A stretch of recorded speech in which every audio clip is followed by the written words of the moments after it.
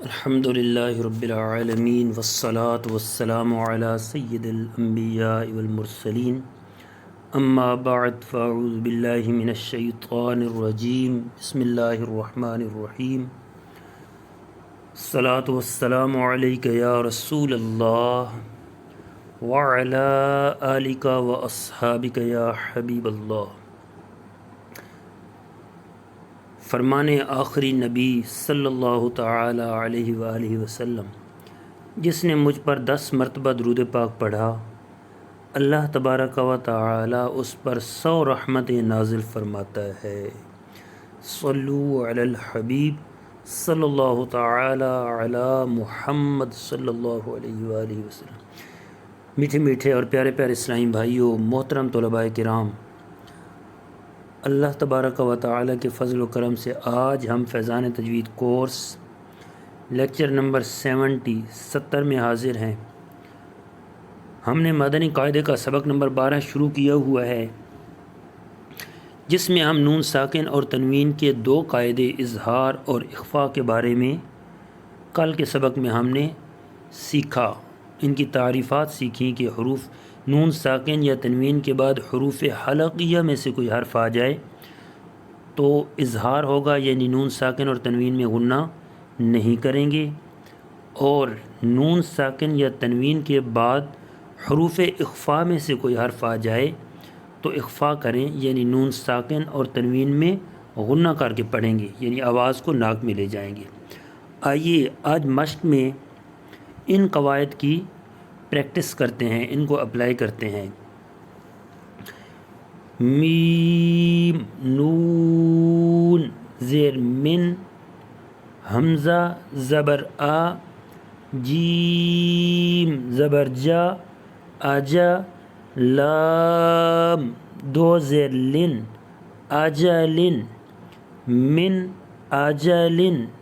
دیکھیے یہ 2 کلمے ہیں، ان کے الگ الگ ہجے کرنے ہیں۔ اب دیکھیں یہاں پہ اظہار کا قاعدہ ہے کہ نون ساکن ہے، نون ساکن کے بعد حمزہ آ رہا ہے جو کہ حروف حلقیہ میں سے ہے، تو یہاں پہ ہم غنہ نہیں کریں گے، اس کو من اجلن یہ اظہار کر کے پڑھیں گے۔ من اجلن یہ ہے غنہ، ہم نے غنہ نہیں کرنا۔ دوسرے لفظ میم نون زیر من، ہا الف زبر ہا، دال 2 زیر دن، ہا دن، من ہا دن۔ ابھی دیکھیں اس میں نون ساکن کے بعد ہا حروف حلقیہ میں ہے، اس لیے یہاں پہ بھی غنہ نہیں کرنا۔ من ہا دن، میں آپ کو غنہ بھی سمجھا دیتا ہوں، یعنی اگر ہم یوں پڑھیں من ہادن، من ہادن، تو یہ غلط ہو جائے گا۔ اس کو یعنی ناک میں آواز اگر لے جائیں گے تو یہ غنہ ہو جائے گا، جو کہ ہم نے یہاں پہ نہیں کرنا، اظہار میں غنہ نہیں ہوگا، ہم ظاہر کر کے پڑھیں گے۔ میم نون زیر من، عین زبر ع، لام زبر لا، اعلی، قاف 2 زیر قن، اعلی قن، من اعلی قن۔ ابھی دیکھیے نون کے بعد عین حروف حلقیہ میں سے ہے، اس لیے یہاں پہ بھی اظہار کا قاعدہ ہے، غنہ نہیں ہوگا۔ میم نون زیر من، حا زبر حا، کاف یا زیر کی، حکی، میم 2 زیر من، حکیمن، من حکیمن۔ ابھی دیکھیں یہاں پہ بھی نون ساکن کے بعد حروف حلقیہ میں سے ہے، تو یہاں پہ بھی غنہ نہیں ہوگا۔ تو یہ پوری لائن جو ہے یہاں اس میں اظہار کا قاعدہ ہے، نون ساکن کے بعد حروف حلقیہ میں سے آ رہا ہے، اس لیے یہاں پہ غنہ نہیں ہوگا۔ لیکن یاد رکھیں یہاں پہ نون پہ قلقلہ بھی نہیں کرنا، غنہ بھی نہیں کرنا، اور یہ بھی نہیں کرنا کہ مین آجلن، مین ہادن، یہ بھی غلط ہو جائے گا۔ نہ نون پہ قلقلہ ہوگا اور نہ ہی غنہ۔ آگے چلتے ہیں، یہ دوسری لائن میں میم نون زیر من غین زبر غا فا واو پیش فو غفو را دو زیر رن را دو زیر رن غفور من غفور، یہاں پہ بھی نون ساکن کے بعد غین حروف حلقیہ ہے، یہاں پہ بھی اظہار کا قاعدہ ہے اور ہم غنہ نہیں کریں گے۔ یہ دو لفظ ہیں، ان کے ہجے الگ الگ کرنے ہیں تمام کی۔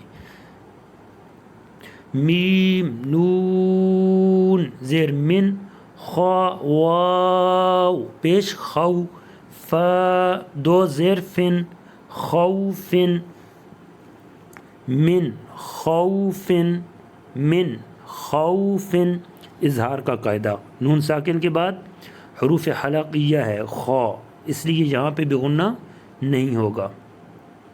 فا زبر فا میم نون زبر من فمن تا زبر تا با زیر بی تبی عین زبر ع تبع فمن تبع، ابھی دیکھیں یہاں پہ نون ساکن کے بعد حروف اخفا میں سے ہے تا، تو یہاں پہ اخفا کا قاعدہ ہوگا، ہم نون ساکن اور تنوین کی آواز کو ناک میں لے جائیں گی۔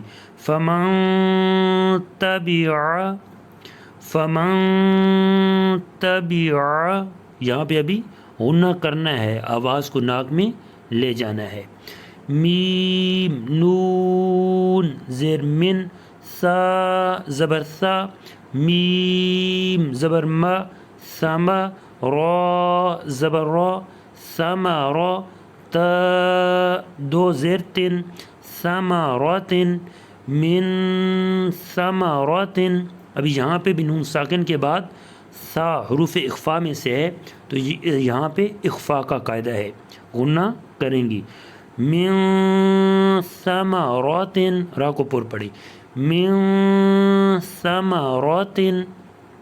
تو یہ آج کی دو لائنیں ہیں، امید ہے آپ کو اظہار اور اخفا کی ان مثالوں سے وضاحت ہو گئی ہوگی، زیادہ سمجھ آ گئی ہوگی۔ اس کو اچھی طرح تیار کرنا ہے۔ مدنی چینل کے مختلف سلسلے دیکھتے رہیں، ربیع الاول شریف کی آمد ہے، فیضان تجوید کورس کی دعوت کو عام کرتے رہیں۔ آمین بجاہ النبی الامین صلی اللہ علیہ وآلہ وسلم۔